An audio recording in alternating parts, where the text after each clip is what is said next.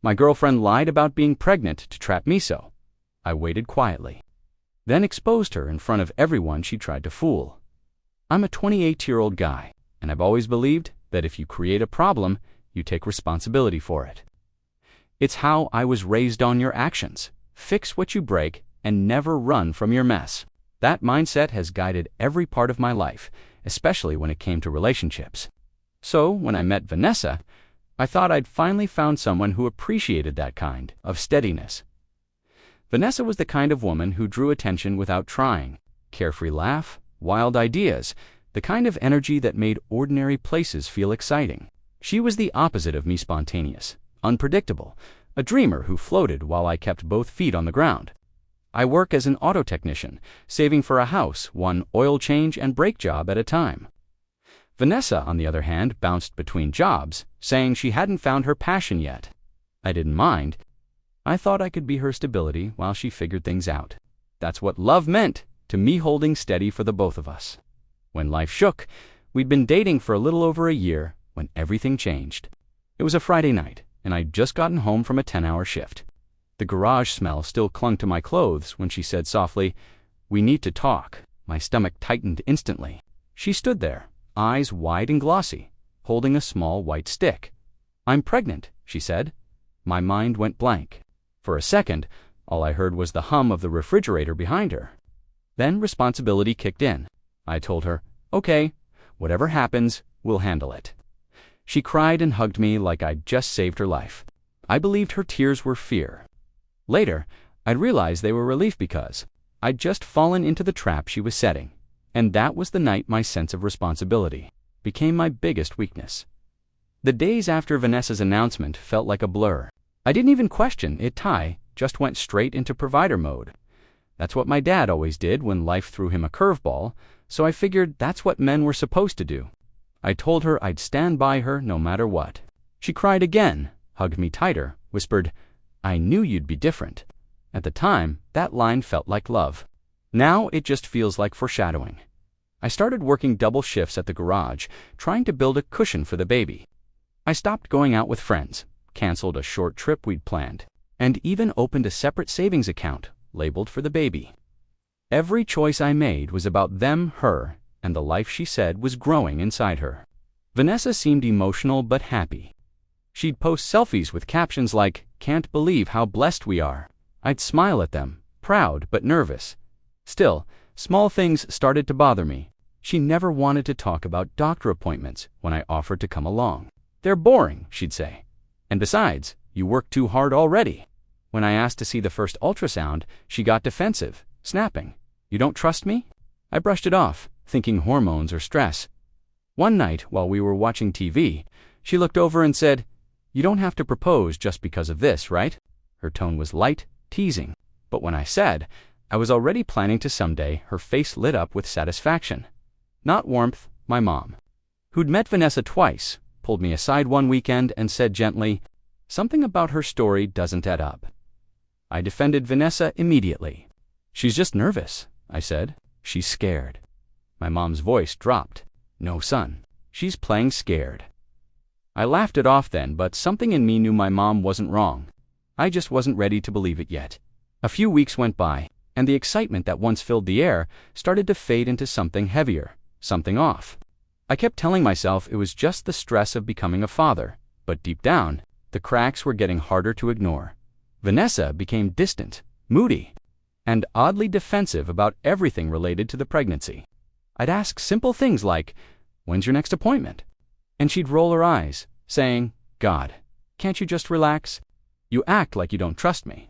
It was the same phrase every time I asked for proof, as if guilt-tripping me had become her go-to defense. One evening, I came home early and found her pacing the living room, phone pressed to her ear. Her voice was soft, flirtatious nothing, like the exhausted tone she used with me. I caught just one sentence before she noticed me. "He's taking care of everything. It's working." The look on her face when she realized I'd heard her said it all. She forced a laugh. "It was just my friend Sarui were talking about your promotion." I didn't have a promotion. Still, I swallowed the lie and forced a smile, pretending I believed her. Over the next week, Her inconsistencies piled up like unpaid bills. She said her due date was around March, then later said April. She showed me a blurry photo she claimed was an ultrasound, but the hospital logo looked cropped. When I asked to come to her next appointment, she said, "They're not allowing guests right now." Yet her social media showed her hanging out with friends the same day. My gut twisted every night, but I kept quiet. I told myself I'd ruin things if I pushed too hard. Then, one afternoon, I got a text from an unknown number. "Hey, is Vanessa still telling people she's pregnant?" She told me that months ago, too. That message was the first crack that made everything start to crumble when that text came in. I stared at it for a full minute, my chest tight. The number wasn't saved in my phone, but the message felt like a key turning in a locked door. I replied cautiously, "Who is this?" The response came almost immediately. "Dylan, I work with Vanessa." My heart sank. Dylan, the guy she'd mentioned a few times as just a friend from work. I didn't respond right away. Instead, I decided to play dumb and start collecting my own answers. That night, when Vanessa got home, she acted normal to normal. She talked about how the baby's been making her crave sushi, even though she'd claimed last week that fish made her nauseous. Her stories changed faster than her moods. I watched her carefully, every movement, every nervous glance, realizing I couldn't trust a single word out of her mouth. Over the next few days, I started digging. I checked the clinic she claimed to be going to, Bright Care Women's Center, when I called pretending to confirm her next appointment. The receptionist said politely, "I'm sorry. There's no one by that name in our system." My grip tightened on the phone. It was like the world tilted sideways for a moment. Still, I didn't confront her. Not yet. I needed undeniable proof. I started noticing the details I'd ignored before. How she never left her pregnancy test out. How she avoided anything medical. How she used her emotions as a shield every time questions came up at night. While she slept, I scrolled through her messages, nothing about ultrasounds. Nothing about doctors. But there were plenty of texts from Dylan. Flirty, suggestive, and one that froze me completely. "He still believes you." That night, I stared at her sleeping next to me and whispered under my breath, "Yeah, I believe you for now," because I wasn't going to blow up. Not yet. If she was building a lie this big, then I was going to let her finish it, and then watch it collapse. The next morning, I woke up before Vanessa. She looked peaceful, almost innocent, tangled in the sheets, like someone who didn't have a care in the world. But now, every soft breath she took felt like an insult. I wasn't living with my girlfriend anymore. I was living with a performance.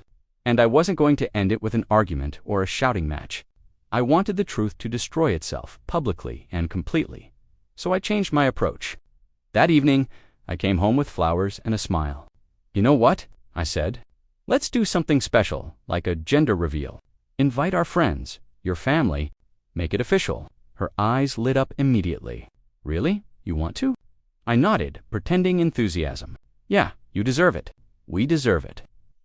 She threw her arms around me, crying again, calling me the best man she's ever had. The irony nearly made me choke. I told her I'd handle the planning venue. She didn't question it once. Over the next week, I played the role of the devoted partner better than I ever had. I kissed her forehead every morning, made her breakfast, asked about baby names. Behind the scenes, I collected proof, the clinic's written confirmation, screenshots of her texts with Dylan, and even a few voice recordings. My mother was the only person I told, and her response was simple but sharp. "Don't just expose her. Let her expose herself." So I planned it that way. I made sure every person who mattered to her would be there, the friends she bragged to, the coworkers she lied to, even her parents. The stage would be hers. The spotlight, too. And as she gushed to everyone about our miracle, I smiled and listened, because deep down, I wasn't the one preparing for a baby. I was preparing for delivery day, just not the kind she expected. Vanessa had no idea she was walking into her own undoing. In fact, she was thriving under all the attention. The pregnancy had turned her into some kind of local celebrity among our circle. She'd post mirror selfies with her hand resting dramatically on her flat stomach, writing captions like "halfway there," or feeling blessed beyond words. The likes poured in, and every time someone commented, "You two are goals," I felt my stomach twist. She started calling me daddy in public, posts something she knew would make me uncomfortable. But I played along. Every fake smile, every heart emoji was part of the performance. I needed her to feel secure, untouchable, confident that her lie had become reality. As she scrolled through her notifications, she looked up at me and said, "You've been amazing through all this. Most guys would have bailed." I smiled, replying softly, "I'm not most guys." She grinned. "That's why I love you." Her words used to melt me. Now they just echoed in a hollow space. Behind the scenes, I was meticulous. I backed up every screenshot, organized every message into folders, even recorded short video logs in case she tried to twist the narrative later. I wasn't just gathering evidence. I wasn't just gathering a shield for when her story exploded, but the deeper she sank into her fantasy, the bolder her lies became. She started talking about baby names in public, planning a nursery tour for her Instagram followers, and even creating a baby registry filled with expensive items. People began sending gifts. The woman I once saw as carefree and beautiful now looked like a stranger, possessed by attention. One evening, I caught her on the phone, laughing softly. "He's obsessed. He'll never leave me now," she said.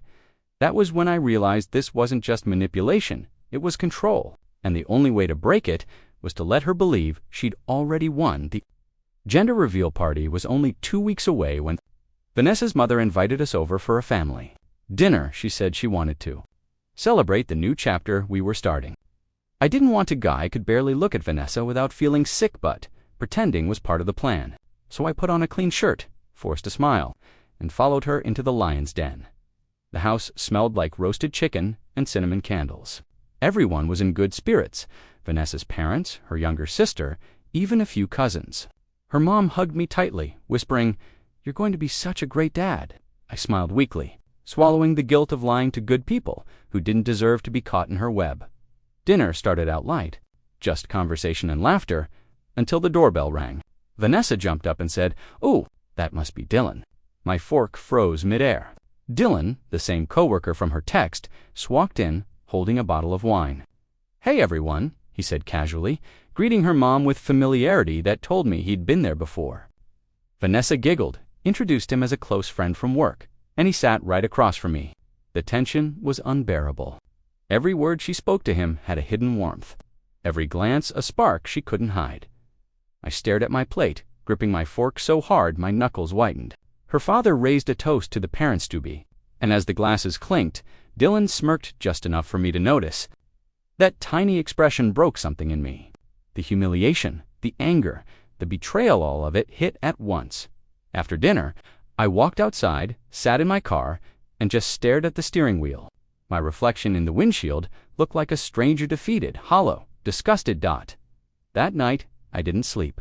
I just kept hearing her voice, her laugh, that smirk from across the table. It wasn't love anymore. It was war. I just hadn't fired the first shot yet. After that dinner, something inside me shifted completely. The shame I'd carried turned into a cold, steady focus. I wasn't just hurt anymore.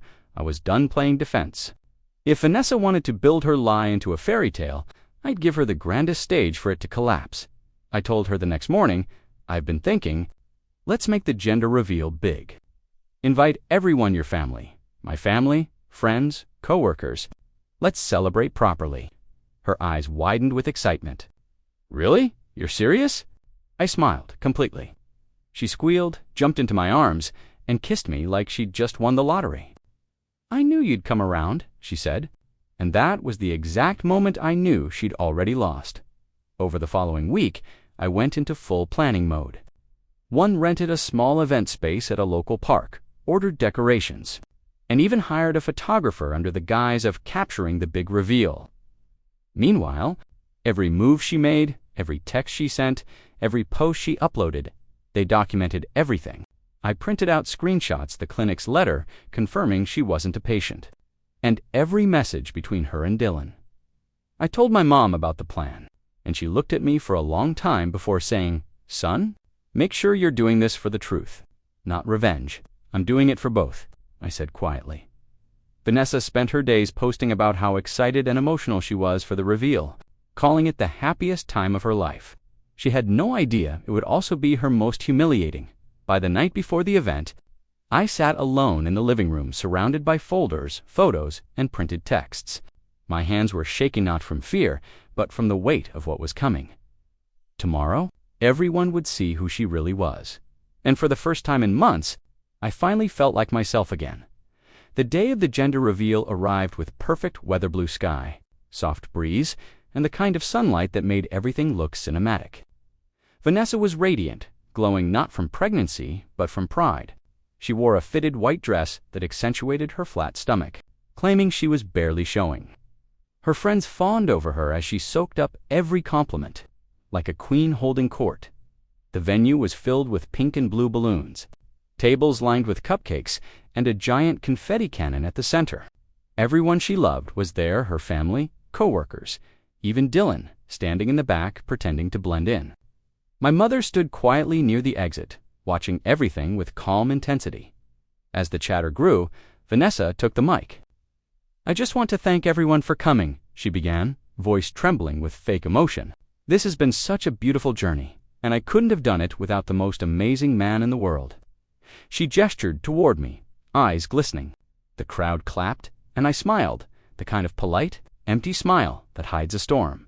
"Before we do the reveal," I said, stepping forward, "I want to say a few words." To Vanessa's grin widened. "Aw, see, he's such a sweetheart." I took a deep breath. "You're right, Vanessa.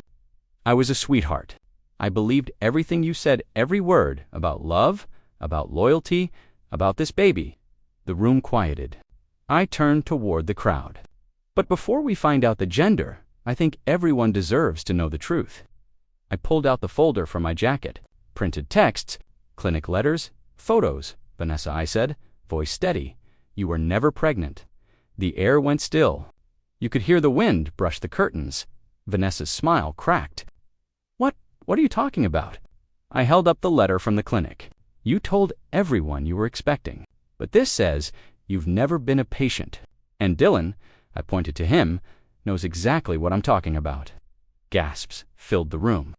Dylan backed away. Vanessa turned pale, trembling. The confetti cannon sat untouched between us, waiting to explode, but it already had. For a long, suffocating second, no one moved. The music cut off mid-song, and the only sound was the faint hum of the ceiling fan. Vanessa's eyes darted around the room, searching for anyone to save her. "He's lying," she finally shouted, her voice cracking. "He's doing this because he's insecure and controlling." I didn't respond. I simply handed the clinic letter to her mother. She read it, her face draining of color. Then I passed her the stack of printed messages, Vanessa's own words, flirting with Dylan, mocking me. The room filled with a mix of whispers and shocked breaths. Dylan tried to slip out quietly, but Vanessa spun on him. "Say something.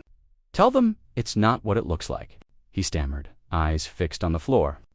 "Vanessa, I told you this would blow up." Then he walked out, leaving her standing there, trembling, mascara streaking down her cheeks. Her mother's voice broke the silence. "Vanessa, how could you?" Vanessa collapsed into a chair, sobbing. "I just wanted him to stay. He was going to leave me." Her father looked at me, speechless, ashamed. I took a step back, my heartbeat slowing for the first time in months. "I wasn't going to leave," I said quietly. "I was going to build a life with you. You just made sure it wasn't real." No one clapped. No one cheered. People gathered their things in uncomfortable silence, some hugging me briefly before leaving. The decorations fluttered in the breeze as guests slipped away one by one. Vanessa's crying turned into screaming, calling me heartless, a monster, anything to make the truth sting less. But I didn't raise my voice once. I just turned to her mother and said, "I'm sorry you had to find out like this." Then I walked out the door, leaving her surrounded by the ruins of her own lie. That night, she blew up my phone calls, voicemails, long messages shifting between apologies and threats. I didn't answer once. I just stared at my phone and thought, for the first time in a long time, silence feels like justice. The morning after the reveal, my phone was still buzzing non-stop messages from mutual friends, co-workers, even Vanessa's family. Most of them apologized for believing her. Some were furious at her. Others just said, "I can't believe it." I didn't respond to any of them. I just sat on my porch with a mug of cold coffee, staring at the quiet street and letting the weight of everything finally settle. It wasn't triumph I felt. It was exhaustion. Months of pretending, planning, and carrying her lie on my shoulders had left me hollow. But beneath the fatigue, there was something new peace. Not joy, not victory. Just peace. My mom came by that afternoon. She didn't say anything at first, just handed me a container of food and sat down beside me. After a while, she said, "You did what you had to do." I didn't want to humiliate her, I said quietly. I just wanted the truth out. Mom nodded. Humiliation was her doing. You just turned on the lights. News of the reveal spread fast. Vanessa deleted all her social media within a day. Friends distanced themselves, and according to one coworker, she quit her job and moved out of town. For a while, I pitied her until I remembered every time she looked me in the eye and lied without flinching. I spent the next few weeks rebuilding, not just my schedule or savings, but myself. I started therapy, took weekend drives, reconnected with people I'd pushed away. I stopped apologizing for asking questions, stopped trying to fix people who thrived in chaos. One night, scrolling through my phone, I found the first photo we ever took together. I almost deleted it, but instead, I saved it in a folder labeled Lessons, because that's all she was, now a painful, expensive lesson in how love without honesty is just manipulation wearing a smile. And for the first time in months, I finally slept without dreaming of her voice. Months passed, and life slowly began to feel normal. Again, or at least, a version of normal that didn't revolve around lies. The garage got busier. My hands stayed covered in grease. And for the first time in a long while, my mind wasn't trapped in replay mode. There were no more questions, no more guessing games, no more walking on eggshells around someone who thrived on chaos. Just quiet. Just me. Sometimes people would still bring her up, coworkers, old friends who hadn't heard. "Dude, that reveal video. Unreal," one guy said. "You handled that like a saint." I didn't feel like one. I wasn't proud of exposing her. I was proud of surviving her. There's a difference. Therapy helped more than I expected. My therapist said something that stuck with me. Manipulators count on your decency. They weaponize your goodness. That line hit hard. I'd spent months believing love meant fixing, forgiving, proving myself worthy of someone's approval. But real love doesn't demand proof, it gives peace. One evening, I stopped by my mom's house. She asked if I'd heard from Vanessa. "No," I said, and I meant it both literally and emotionally. I hadn't heard her voice, her excuses, or her ghost in my head. The silence was golden. A few weeks later, I met someone new, a woman named Claire. She was calm, grounded, nothing like Vanessa. She asked questions, listened to answers, and never once made me feel like trust was a transaction. We took it slow. I needed that sometimes. Late at night, I still think about how close I came to building my life on a lie. But I also think about the moment I walked out of that party, the air on my face, the weight lifting off my chest, and I realize that was the real reveal. Not of her, of me, the man who finally learned that responsibility doesn't mean carrying someone else's. Deceit means protecting your own peace.